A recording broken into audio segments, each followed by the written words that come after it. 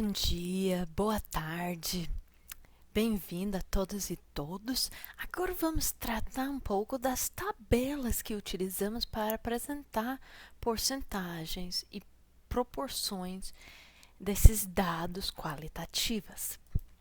Então, as tabelas de proporção não se veja bastante na literatura. No entanto, essa palavra e o conceito de proporção aparecem muitas vezes. Por exemplo, aqui estamos vendo uma citação em que os autores falam: a maioria das pinturas pré-históricas apresentam coloração avermelhada,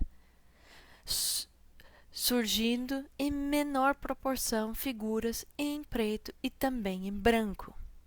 Então, ou seja, já está transmitindo a ideia de que tem maior proporção em coloração avermelhada e menor proporção nessas cores de branco e preto.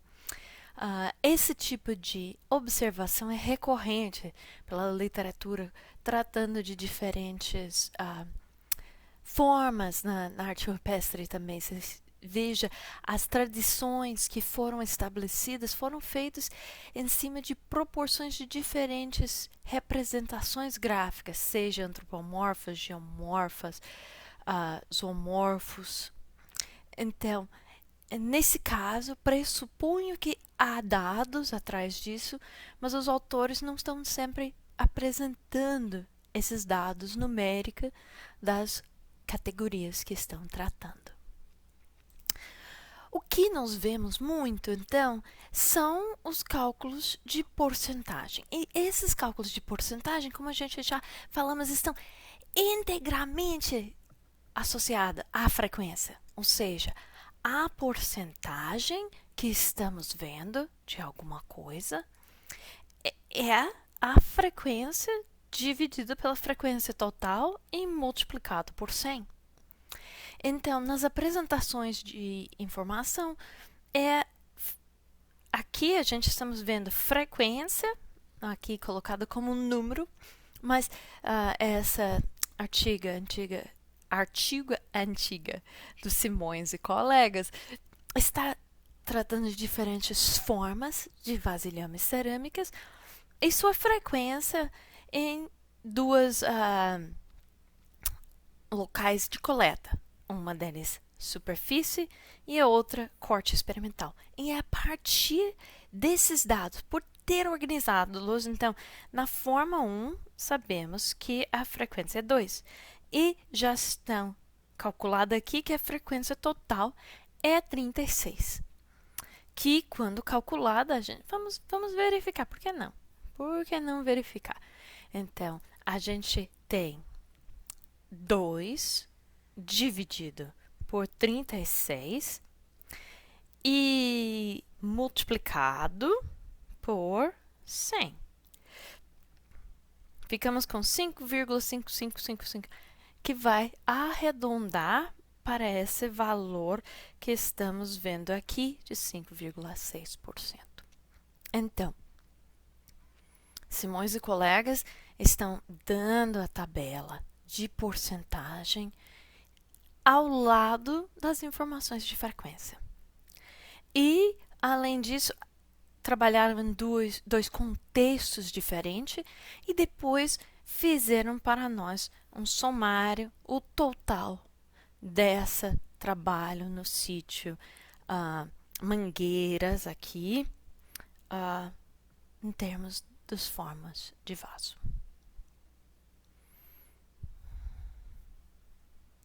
E passando para o próximo, podemos observar que essa tabela é também organizada de uma maneira similar, mas aqui a gente temos uma lista de 3 sítios. Então, as colunas representam 3 sítios. E o que nós temos nas fileiras são as taxas. Então, aqui, as taxas. Então, mamíferos, aves, répteis, peixes e o total para cada um dos 3 sítios. Tá?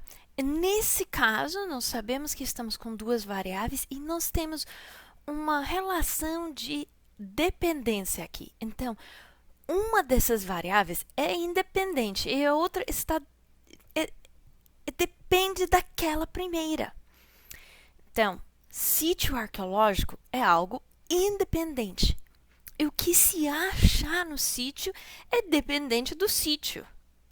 Sabe? É quase sempre na arqueologia, se a gente tem um contexto, estamos colocando aqui, por exemplo, a comparação de 3 contextos, 1, 2, 3 contextos, os contextos vão ser uma variável independente. E variável dependente, então, são as taxas da fauna encontrada nos sítios. E daí, se observa, por exemplo, nessa Cocipa 2, que tem 46 mamíferos de um total de 574 vestígios, e isso está apresentado aqui como 8%. Então, podemos observar as diferentes porcentagens nesses sítios e averiguar que pode ter diferenças. Então, por exemplo, se a gente olhar nas aves, na linha das aves, no primeiro sítio tem menos que 1% de vestígios faunísticos de aves.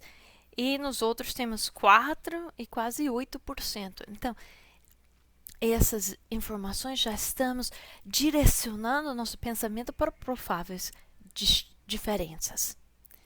Mas, então, a organização aqui, quando nós temos um variável independente na tabela, é colocar nas colunas e não nas fileiras.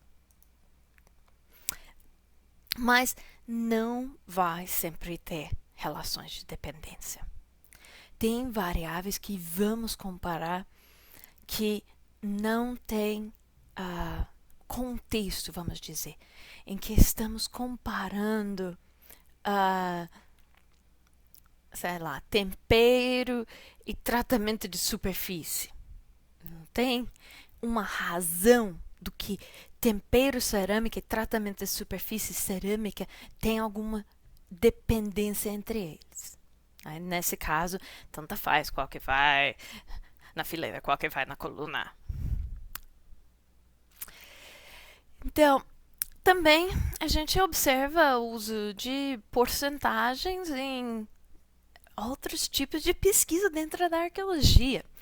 Essa aqui é uma pesquisa que estava olhando para o Parque Nacional da Serra da Capivara.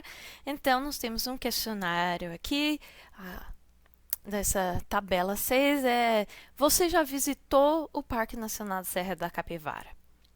Então, olhando para essa tabela, quantas variáveis nós temos e quais são as suas categorias? Então, vamos lá. As variáveis aqui, a gente estamos vendo que tem um conjunto de categorias aqui. Essas categorias são 11 a 17, 18 a 29, ou seja, são categorias da variável idade. E a outra variável é a própria pergunta. A pergunta é uma variável. Sim? A pergunta se visitou ou não. Então, as categorias dessa variável são ou sim ou não. Então, nesse caso, você tem essas informações e a autora da pesquisa de mestrado também incluiu aqui os totais aqui, nos mostrando qual é meio a normalidade. Se pegar todos os casos de todo mundo que foi entrevistado e compara, em geral, se tem um pouco mais gente que não tem visitado a Parque Nacional da Serra da Capivara do que aquelas que já visitaram. E dentro disso, você pode olhar nas diferentes idades e verificar se tem alguma coisa diferente que está acontecendo aqui. Então, como a gente podia considerar isso resposta mais normalizada, mais a média das respostas? Observe que, olha aqui, tem uma faixa etária de 18 a 29 em que tem muito menos gente do que normal que não visitaram e muito mais gente que tem visitado o Parque Nacional de Serra da Capivara.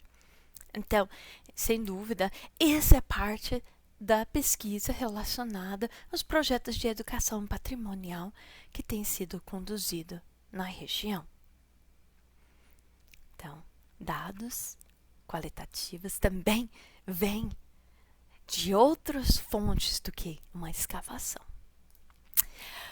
Mas vamos ver se a gente faz rapidamente uma tabela de proporção. A gente vemos várias de porcentagem. Então, vamos fazer uma tabela de proporção para essas espécies. Ó, coloquei os nomes aqui de espécies que vêm da Amazônia, por exemplo, a palmeira abacaba, a frutinha murici e Bertoleza é a nossa castanha de Pará, ou castanha da Amazônia. Então, para fazer esses cálculos, a gente vai na proporção, que é o cálculo da frequência dividido pela frequência total. Então, para começar com o nosso primeiro, o Enocarpus bacaba, frequência é 96 e o total é 160. Então, a proporção vai ser 96 dividido por 160. Certo? Então, nosso querido calculador aqui, 96 dividido por 160 é igual a 0,6.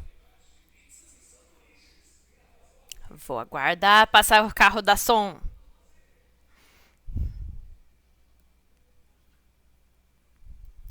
Tá, então, daí a gente passa para o próximo. Presonema crassiflora. Nossa, Murici. Temos 16. Então, a gente vai ter esse mesmo tipo de cálculo. 16 dividido por 160 está igual a quanto? Tá, vamos lá. 16 dividido por 160, 0,1. Proporção 0,1. E o nosso último Bertolé, Celsa Castanha da Amazônia, for 48 dividido por 160.